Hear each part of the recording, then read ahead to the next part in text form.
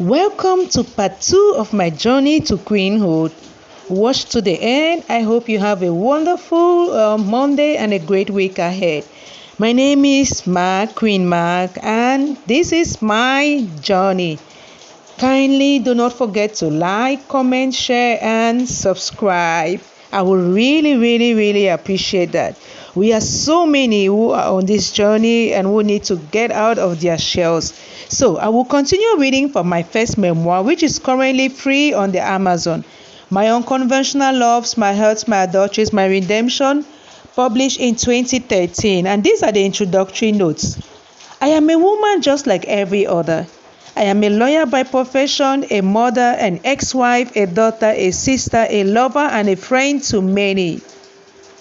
I am a dynamic, determined, disciplined, and dedicated young woman and feminist. Yes, I am a woman who tried to live a parallel life, tried to commit suicide, and tried to hide away in my adulteries and failed, hopefully. I had to be very honest with myself, who I was, and what had happened with my efforts to be whatever. As a child growing up, I wanted to live this fairy tale life, have a prince charming, maybe a king drop from heaven just for me, and that we live happily ever after.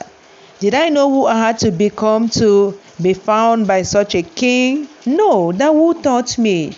I didn't grow up in an era where mothers teach their daughters, and my parents didn't have that kind of exemplary one where I would say I learned by watching them. So it was very difficult. As much as I was a very jolly child, I didn't know much, as far as healthy relationships are concerned, and my self-esteem and self-worth and everything. And then my parents divorced too.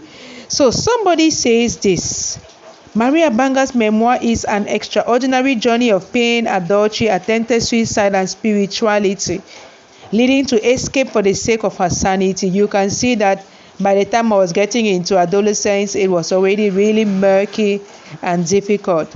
So yes, I survived by what I call the 3 Ds of determination, discipline, and dedication. In search of peace and happiness, I attempted to live a parallel life. But I soon realized that the missing ingredient for happiness was forgiveness and self-love. Self-love is very important. And I did learn a lot of that, or I started learning about that from secondary school, where I was being so many things to other people and not feeling good about myself within. So I knew something was missing. As much as I would get lost in my books and in all of that and in conversation and in having a throng of friends and everything, but I felt such a void in me. And I tried to fill that up with having one relationship after the other and all of those kind of things and becoming sexually promiscuous. But nope, I was not having any satisfaction. And I kept thinking maybe marriage would be my refuge. And so, when I got pregnant out of wedlock, and that was such an unconventional relationship. It's in the book. I got married to the next person who showed up. I actually asked him to marry me, and I bloated. You can see from my picture. And I had 2 sons from this marriage, but I also suffered a great deal. And it was in this marriage that I committed adultery, not once but 6 times. But I'm much better today. Some call me a phenomenal woman. So I know quite a lot. But I want to encourage you to get a copy of this, my book.